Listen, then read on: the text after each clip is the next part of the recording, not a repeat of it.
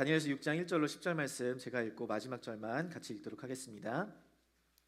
다리오가 자기의 뜻대로 고관 120명을 세워 전국에 통치하게 하고 또 그들 위에 총리 셋을 두었으니 다니엘이 그 중에 하나이라. 이는 고관들로 총리에게 자기의 직무를 보고하게 하여 왕에게 손해가 없게 하려 함이었더라. 다니엘은 마음이 민첩하여 총리들과 고관들 위에 뛰어남으로 왕이 그를 세워 전국을 다스리게 하고자 한지라.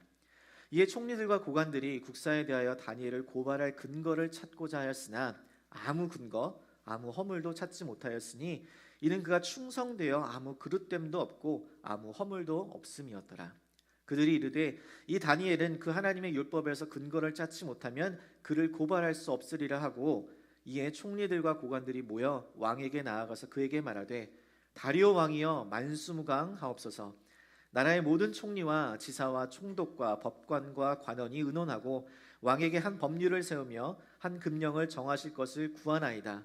왕이여 그것은 곧 이제부터 30일 동안에 누구든지 왕 외에 어떤 신에게나 사람에게 무엇을 구하면 사자굴에 던져 넣기로 한 것이니이다. 그런즉 왕이여 원하건대 금령을 세우시고 그 조서에 왕의 도장을 찍어 메대와 바사에 고치지 아니하는 규례를 따라 그것을 다시 고치지 못하게 하옵소서 하매, 이에 다리오 왕이 조서에 왕의 도장을 찍어 금령을 내니라. 10절 말씀 같이 읽습니다.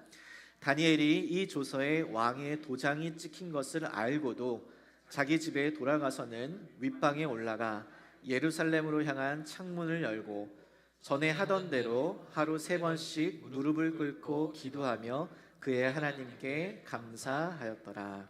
아멘. 우리는 지난 2주간 한나와 사무엘의 기도를 통하여서 하나님께 마음을 쏟는 기도, 또 하나님과 함께 머무는 기도에 대해서 살펴보았습니다.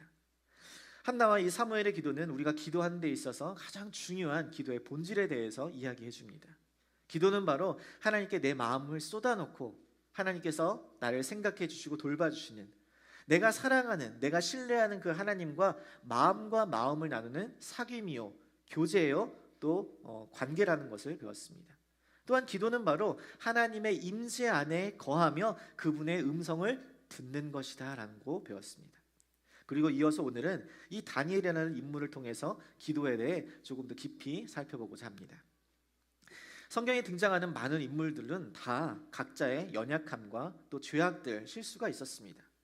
모세는 분노를 이기지 못해서 반석을 2번 쳐서 가나안 땅에 들어가지 못했고, 또 다윗은 우리아의 아내 밧세바를 범하였고 또 인구조사를 하는 실수가 있었고, 솔로몬도 우상을 숭배하는 죄로 인하여서 나라가 분열되기도 했습니다.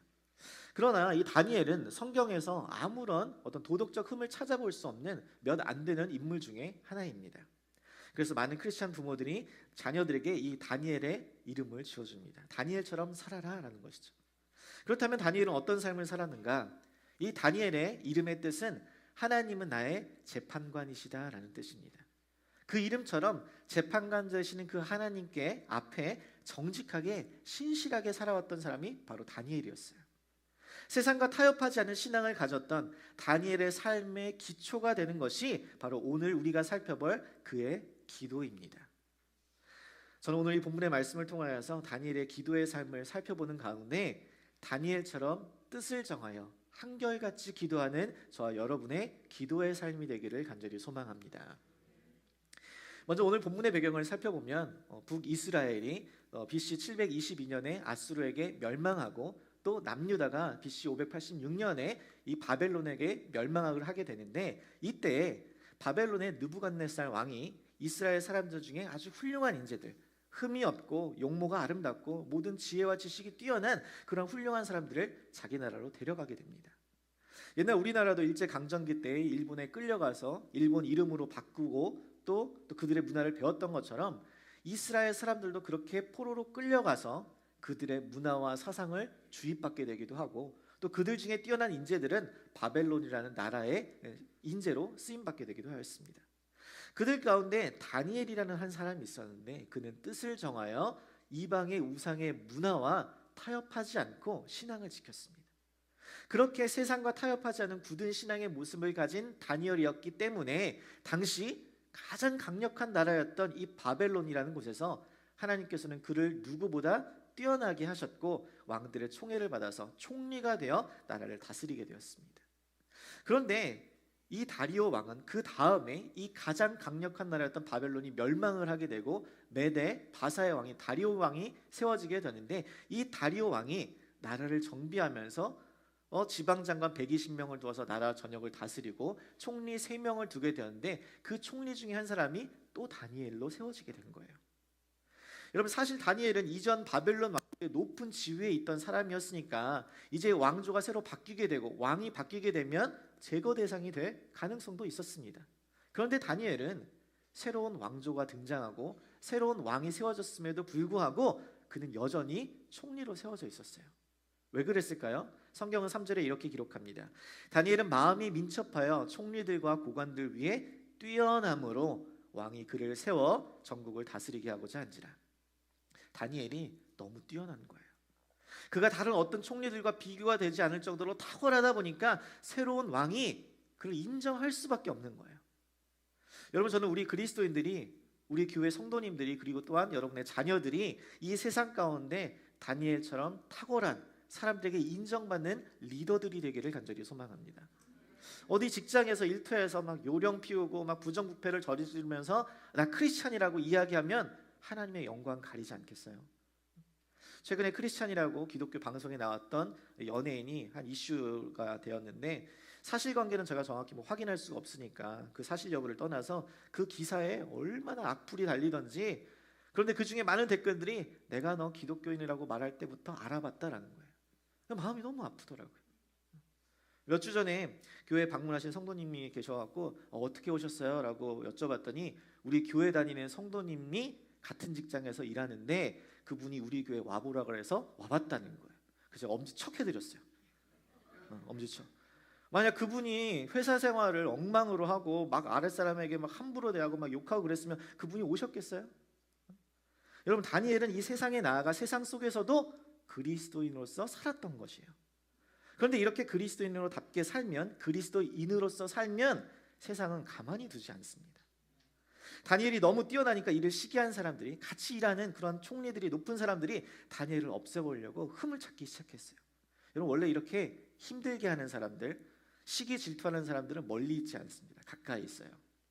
그런데 그들이 아무리 찾아봐도 이 다니엘의 흠을 찾아볼 수가 없는 거예요. 고발할 잘못된 그런 것들 찾을 수가 없는 거예요. 그래서 우리는 보통 털어서 먼지 안 나는 사람이 없다 그러는데, 다니엘을 털어봤는데 먼지가 안 나는 거예요. 그래서 이들이 생각해낸 게 뭐냐, 왕한테 나아가서 하는 말이, 왕이시여, 왕은 최고 짱이십니다. 그런데 앞으로 이 30일 동안 왕이나 왕 말고 다른 신이나 다른 왕에게, 사람에게 무엇을 구하면 사자굴에 던져넣기로 하죠. 원하시면 왕의 도장을 찍고 문서도 내려서 아무도 못 바꾸게 하시죠. 이렇게 건의를 한 거예요. 그러니까 왕이 그렇지, 내가 짱이지, 내가 왕이지, 그렇게 이야기를 하면서 그렇게 해라고 허락을 한 거예요. 그런데 이게 누구를 겨냥해서 왕에게 한 요청이었어요? 다니엘이었어요. 그들은 이 다니엘이 매일 하나님께 기도한다는 사실을 알고 있었어요. 그래서 이것을 빌미로 삼아 다니엘을 사자굴에 던져놓으려고 한 거예요. 저는 말씀을 읽으면서 여기서부터 벌써 은혜가 되더라고요. 여러분, 우리는 어때요? 너무 기도 안 하는 것처럼 보이니까 너 기도는 하냐? 제발 좀 기도 좀 해라, 이런 소리 듣기 십상인데 다니엘은 그렇지 않은 거예요. 제가 아버지랑 가끔 통화를 하면 아버지께서 항상 하시는 말씀이, 민우야, 기도를 많이 해야 된다. 물론 아버지의 말씀이 기도의 중요성을 강조하시기 위해서 하시는 말씀이지만, 아버지가 보시기에 제가 너무 기도가 부족한 것 같아서 그러신 건지, 정신 차려야지, 내가 기도해야지라고 다짐을 하게 됩니다. 그런데 다니엘은 누가 봐도, 심지어 그를 대적하는 자가 봐도 그가 하나님께 매일 기도하는 것을 알 정도였다면, 여러분, 다니엘은 얼마나 기도하는 사람이었을까요? 얼마나 기도의 사람이었을까요? 얼마나 흠잡을 게 없으면 매일 기도하는 걸로 흠잡아서 그를 넘어뜨리려고 하는 걸까요? 우리는 흠이 너무 많아서 이 레벨까지 가지 않아도 이미 그 전에 사단은 생각하기에 얘를 꼭 잡아야 되는데, 안 그러면 하나님께서 일을 통해서 크게 일하실 것 같은데 어떡하지 하고 고민하게끔 해야 되는데, 우리는 그 레벨 가기 전에 이미 다 쓰러져요. 이미 다 포기하는 거예요. 이미 자빠지는 거예요, 혼자 스스로. 여러분, 진짜는 내가 굳이 말하지 않아도 다른 사람이 압니다. 다른 사람이 먼저 그 특징을 발견하고 인정해요. 왜냐하면 그 특징이 그 사람에게서 뿜어져 나오니까 그 향기가 드러나는 거예요. 한 번은 한 신학교 교수님이 영등포에서 기차를 타고 이제 대전으로 내려고 하는데 그 역에서 항상 전도하는 사람이 계셨대요. 예수를 증거하는 사람이. 근데 그분이 이 전단지를 주려고 왔다가 교수님 얼굴을 딱 보니까 목사님이시죠? 얼굴에 써있네 목사님이라고 막 얘기하니까 교수님 기분이 너무 좋은 거예요. 아, 내가 그리스도인인 게 티나나 보다, 목사인 게 티나나 보다 하고 너무 기분이 좋더래요. 그러고서 한참 시간이 지나서 1년 정도 뒤에 또 다시 또 영등포역에 가서 기차를 타고 가려고 서 있는데 그분이 거기 또 계신 거예요. 그래서 또 이 교수님이 이번에 또 알아보실까라는 그런 기대와 함께 그 앞을 딱 지나가려고 하니까 딱 그분이 딱 아니나 다를까 딱 붙잡은 다음에 얘기하시는 게, 선생님 예수 믿어야 합니다. 예수 믿어야 천국 갑니다. 예수 안 믿으면 지옥 갑니다. 그랬다는 거예요. 교수님 그때 삶이 좀 힘들었는데 그분에게 바로 들켰다라고 얘기하신 적이 있었습니다. 여러분, 우리의 삶의 모습은 우리가 누구인지를 드러냅니다.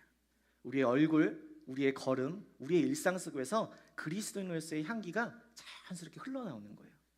저는 우리 성도님들에게 다른 사람들이 알아볼 수 있을 정도로, 다른 사람들이 인식할 수밖에 없을 정도로 여러분을 세상과 구별하고 하나님과 사귐을 가지는 그리스도인으로서의 특징 짓는 이 기도의 삶, 기도의 모습이 있기를 간절히 소망합니다. 그렇다면 이 다니엘의 기도의 특징은 무엇이었는가? 첫 번째, 다니엘의 기도는 하나님 중심의 기도였다라는 사실입니다. 그의 마음이, 그의 생각이, 그의 방향이 하나님을 향해 있었다는 거예요. 우리 10절 전반부 말씀을 다시 보겠습니다. 다니엘이 이 조서의 왕의 도장에 찍힌 것을 알고도 자기 집에 돌아가서는 윗방에 올라가 예루살렘으로 향한 창문을 열고 이랬습니다. 여러분, 여기 보니까 다니엘은 이 조서에 왕의 도장에 찍힌 것을 알고 있었대요.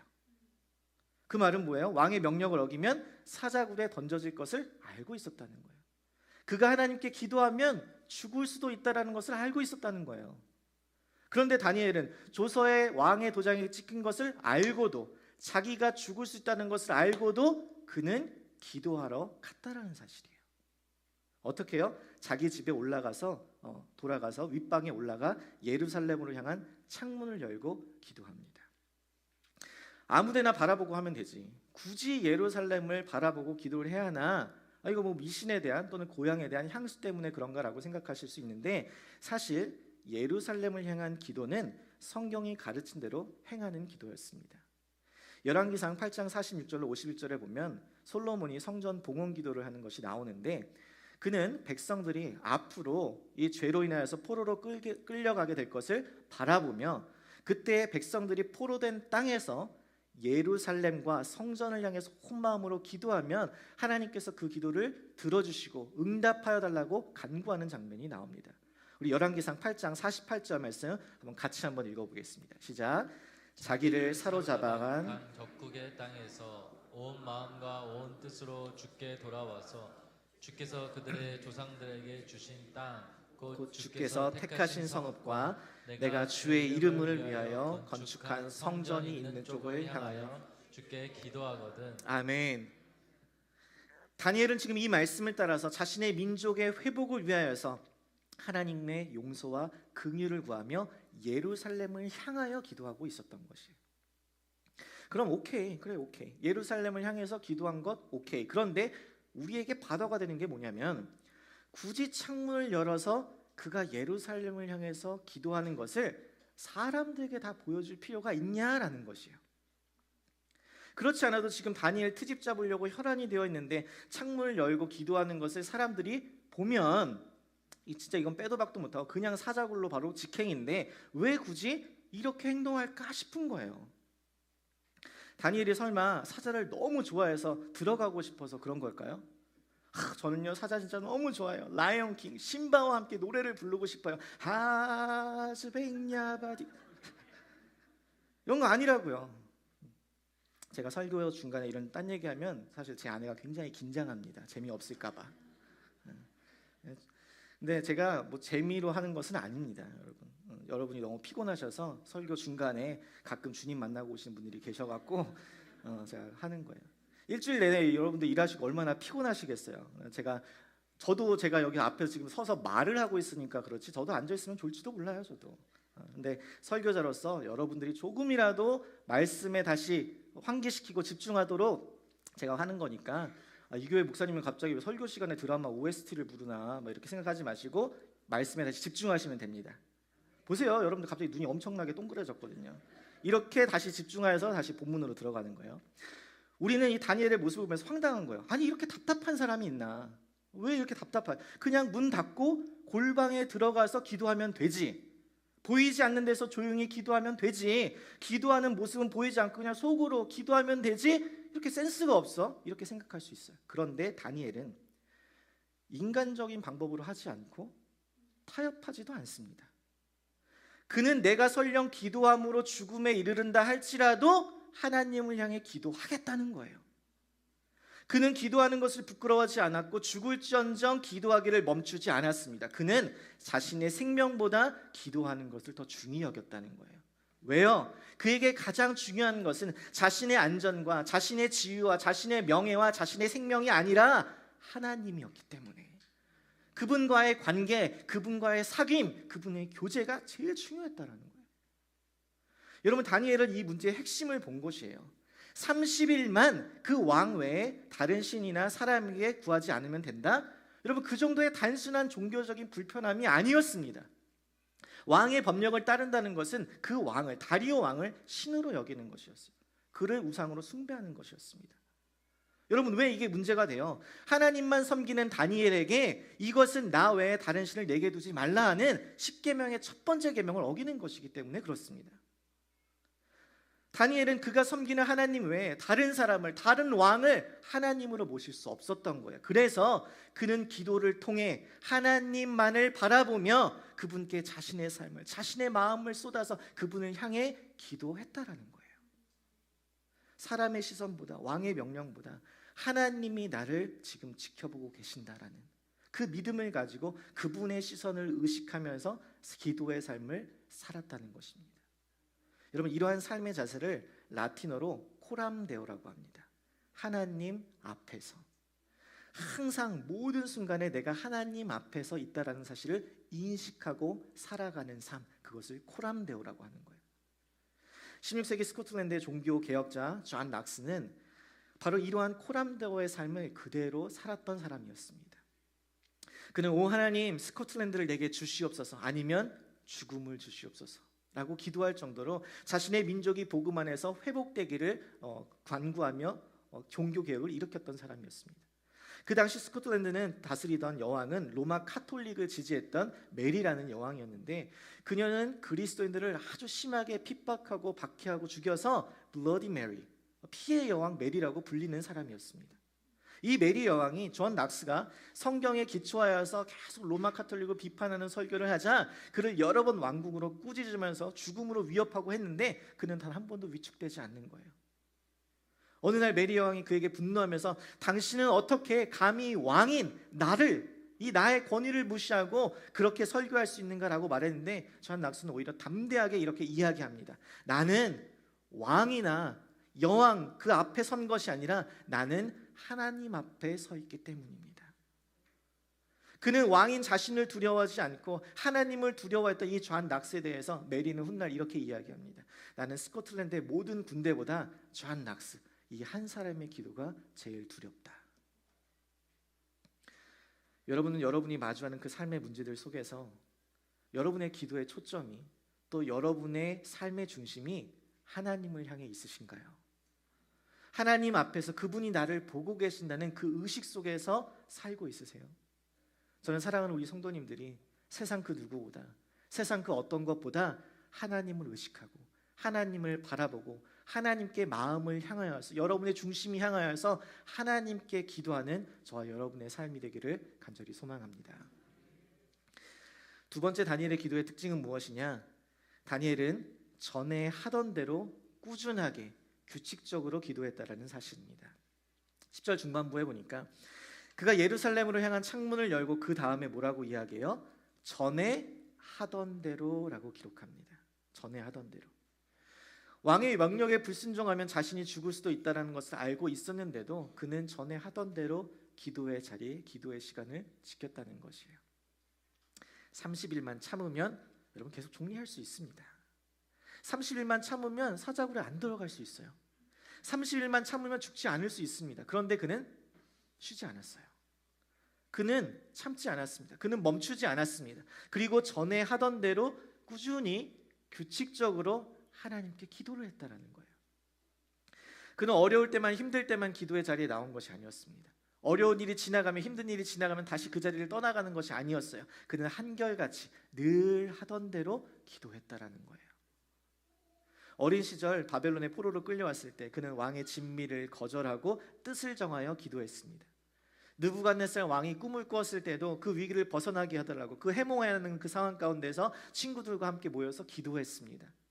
바벨론이 멸망하고 왕이 바뀌어도 지금 여든이 되어서 나이가 들었는데도 불구하고 꾸준히 규칙적으로 기도했습니다. 인생의 고비마다 어려운 순간을 맞이할 때마다 낙심하고 주저해서 포기하는 것이 아니라 하나님을 떠나가는 것이 아니라 매일 늘 하던 대로, 전에 하던 대로 기도했다라는 것이에요. 그래서 지금 이 사자굴에 던져질 위험에 처해 있으면서도 그 기도 생활이 흔들림이 없는 거예요. 로널드 윌리스라는 사람은 이에 대해서 이렇게 통찰력 있는 관찰을 보여줍니다. 다니엘이 시험을 견딜 수 있었던 것은 이 엄격하고 중단 없는 기도의 습관 때문이었다. 그는 수년간 매일 이 습관을 훈련했고 위기의 순간에는 그것이 그를 지켜준 것이다 라고 말합니다.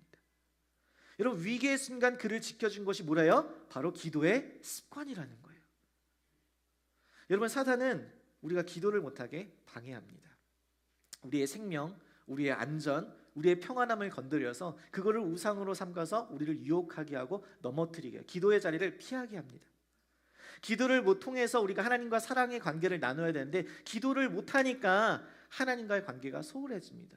그리고 궁극적으로 하나님과의 사귐이 깨어지기 시작하는 거예요. 그 관계에 금이 가기 시작합니다.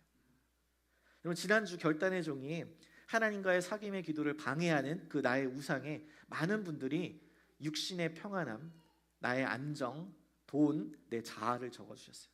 네, 맞아요. 이런 것들이 바로 우리의 기도를 방해하는 우상들입니다. 몸이 피곤해서 기도를 못해요. 내 의지가 부족해서 기도를 못해요. 조금 편히 쉬려고 하니까 기도를 못해요. 자꾸 여러 가지 분주한 일이 생겨서 기도를 못해요. 그러니까 평소에 기도의 습관이 안 들어있으니까 어려운 일이 생겨서 기도하러 하나님 앞에 나오는 것이 어색한 거예요. 뻘쭘한 거예요. 이럴 때만 나오니까 멋쩍은 거예요. 그래서 정말 기도할 때 기도하는 것이 정말 힘이 듭니다. 그런데 꾸준히 한결같이 규칙적으로 지속적으로 기도해온 기도의 습관이 된 사람은 어려운 일이 생겨도 흔들림 없는 기도 생활로 그것을 극복해 갑니다. 여러분, 운동선수들을 보시면 훈련을 실전처럼 합니다. 훈련 그 세션이 실전처럼. 훈련할 때 대충 하는 사람들은 실전에 투입되지 못합니다. 준비가 안 되어 있으니까. 그 상태로 준비하면 부상을 당하니까.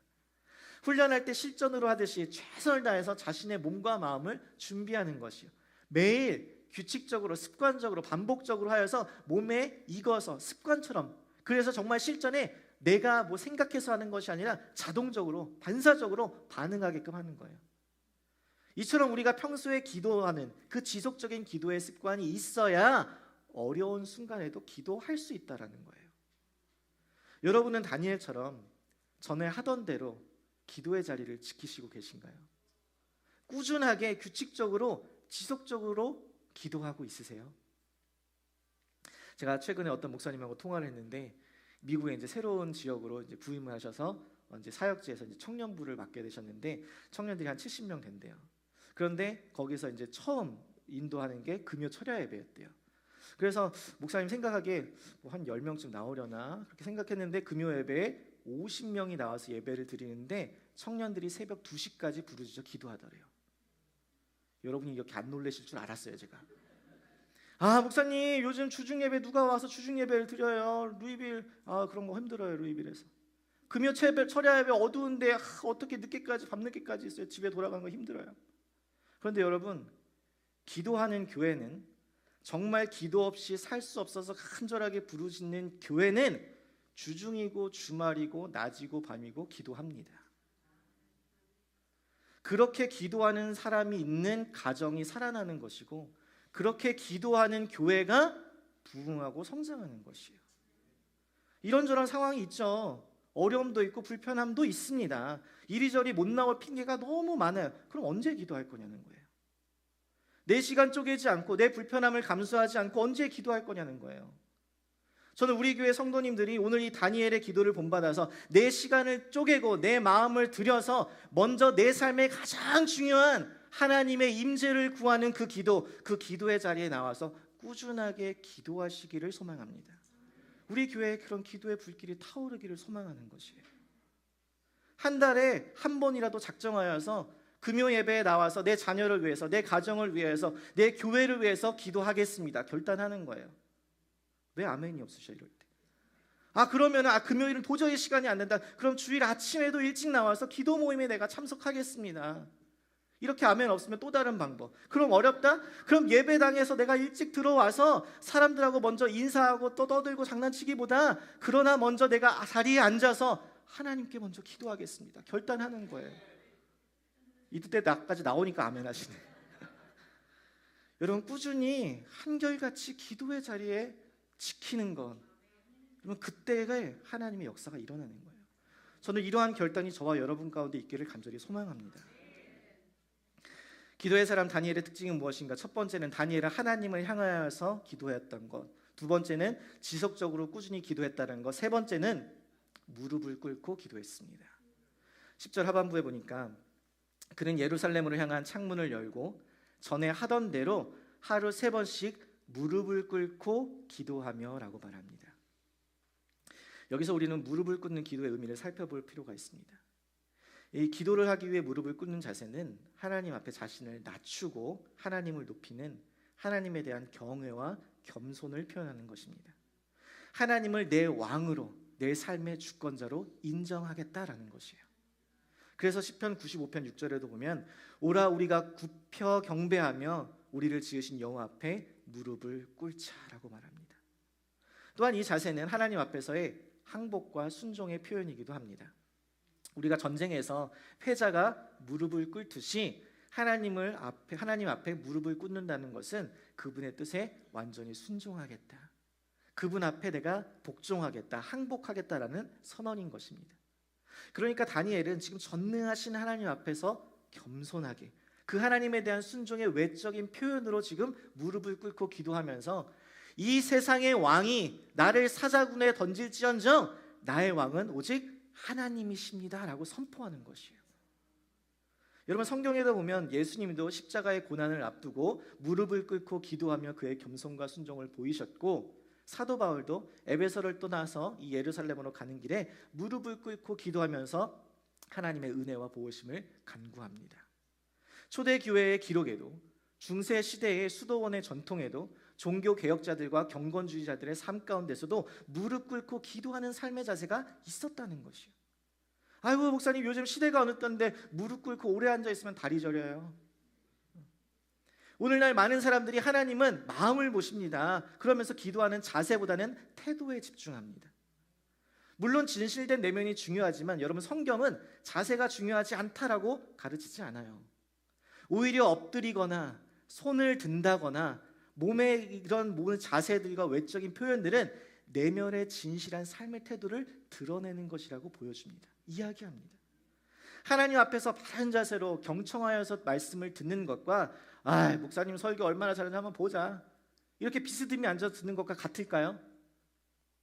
일어나서 눈을 감고 손을 들고 박수를 치면서 찬양을 하는 것과 자리에 앉아서 그냥 입만 뻥끗거리는 것과 같을까요, 여러분?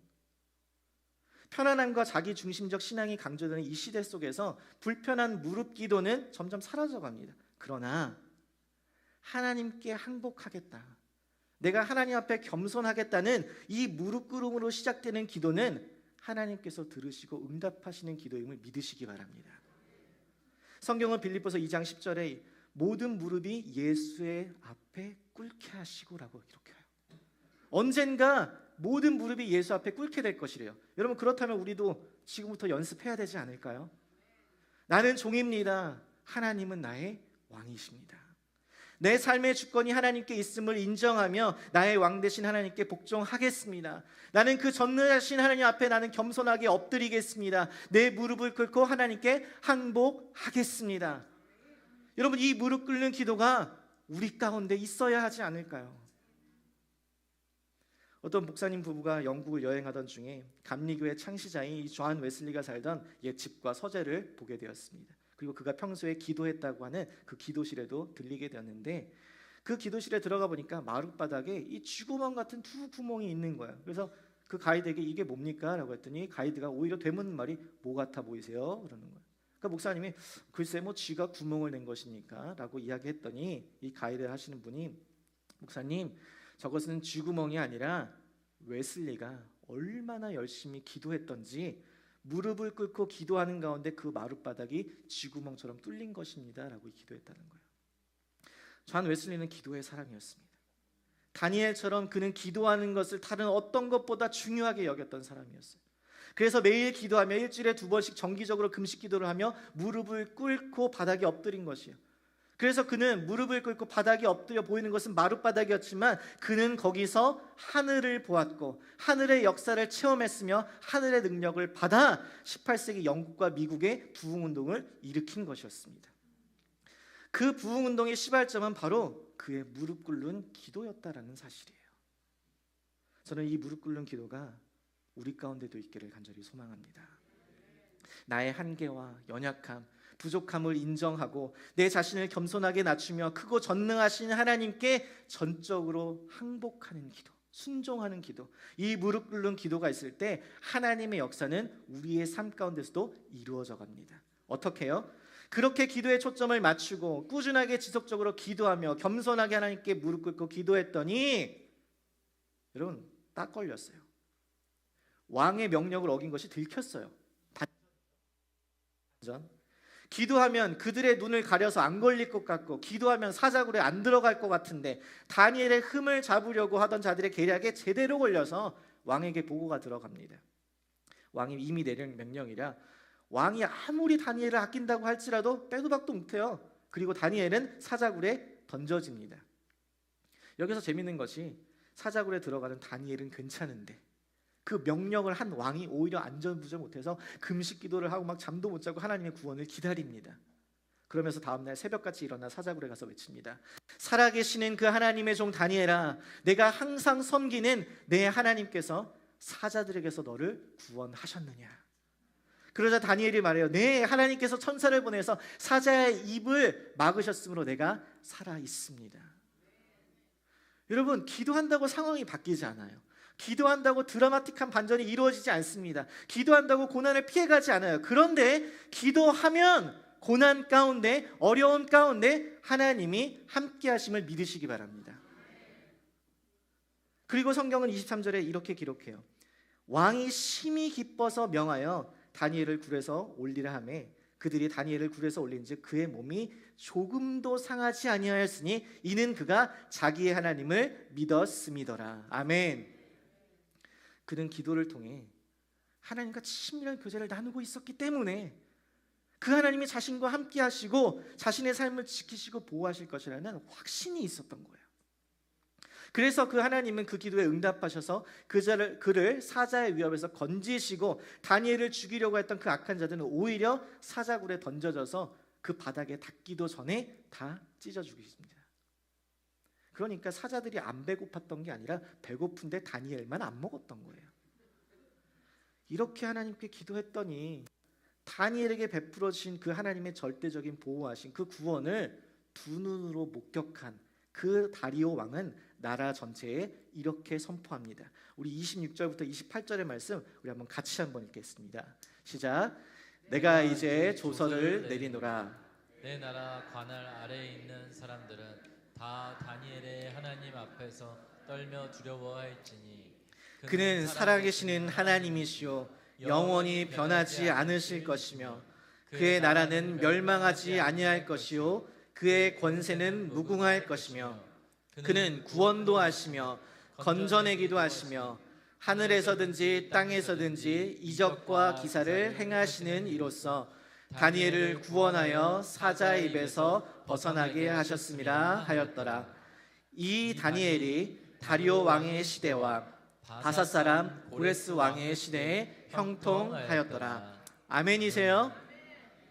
여러분, 기도했던 다니엘 한 사람을 통하여서 하나님의 이름이 만방에 선포됩니다.